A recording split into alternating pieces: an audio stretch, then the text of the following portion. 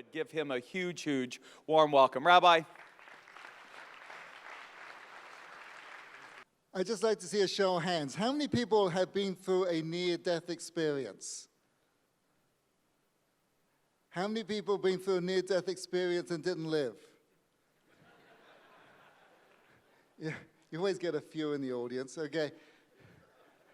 How many people been through experience, they thought their business was going to close down, there's no way they're going to make it, and live to tell the story? Wow.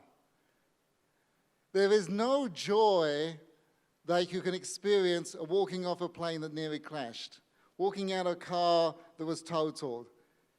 That joy is indescribable. My mother always tells the story about when she was a little girl in London during the war.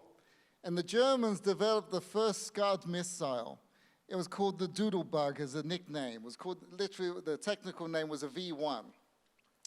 And it was time to fly over London, and the engine would cut out, and it was loaded with ammunition and everything.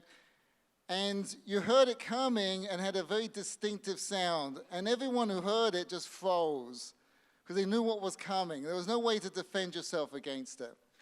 But the scary part was when the engine cut out, and you knew you had about 3 seconds whether you're going to live or you could die.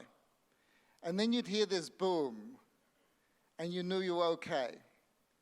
And the joy you'd feel from that experience, this is a quote from Malcolm Gladwell of someone who went through that experience. It seems a terrible thing to say when so many people were killed and injured last night, but never in my whole life have I ever experienced such pure and flawless happiness.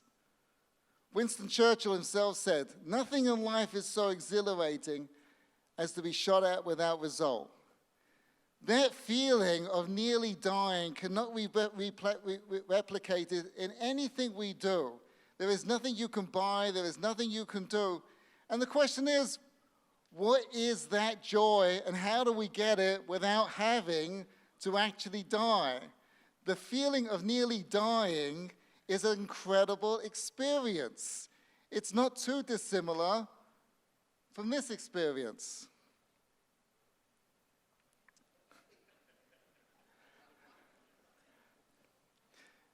It's very similar. And what exactly is the experience? You see, people think in the Western world, and it's a huge mistake, that we are born unhappy and that we have to make ourselves happy.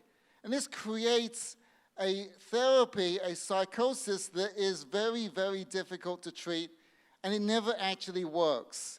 If any one of us had a life that I'm going to now describe, you'd probably be suicidal. This is my life. Everything in my life is controlled when I get up and when I go to bed. I can't eat what I want. All my friends are vetted, same as books, TV, and the internet. My phone calls are monitored and my clothes are picked out for me. My opinion is rarely taken into consideration. Even going to the bathroom is scrutinized. I'm literally never left alone for a single moment. I think if anyone knew anyone like that, you probably counsel them in some sort of abuse case, maybe call the police. This would be very depressing. I don't think anybody in this room experiencing this kind of oppression. And if they did, you'll be very, very depressed.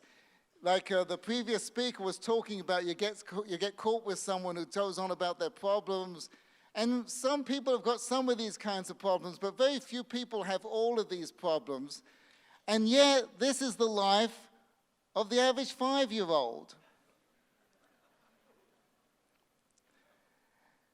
We have more time, more money, more access, more ideas, more wisdom, more concepts, more everything in life than the average 5-year-old, except for one thing, the only thing that counts for anything, and that is the joy of life.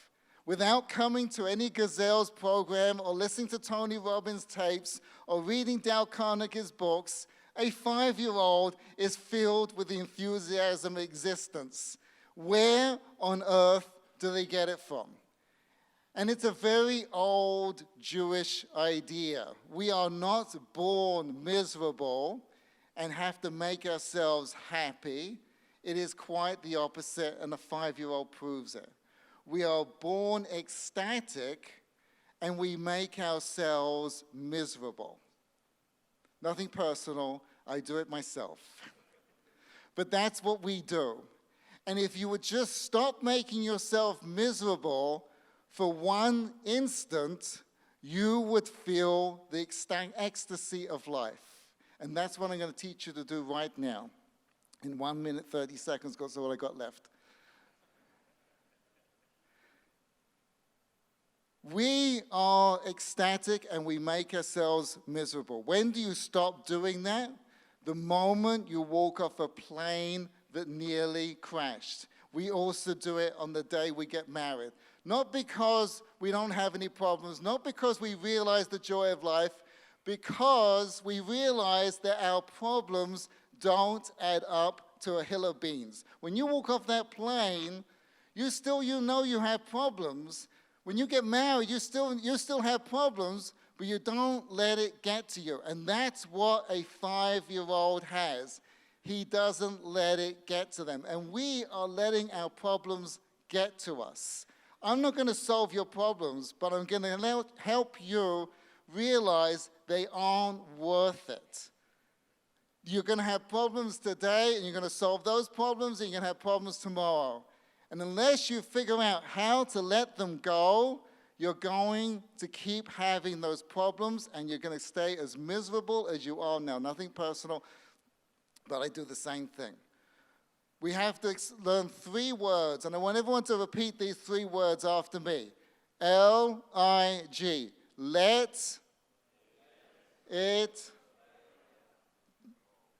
Everybody, let it go. Do they have earthquakes in Atlanta? No, I was living in Los Angeles for 5 years. They have earthquakes there. Let's see if we can give Atlanta an earthquake. I'd like everybody to rise up, please.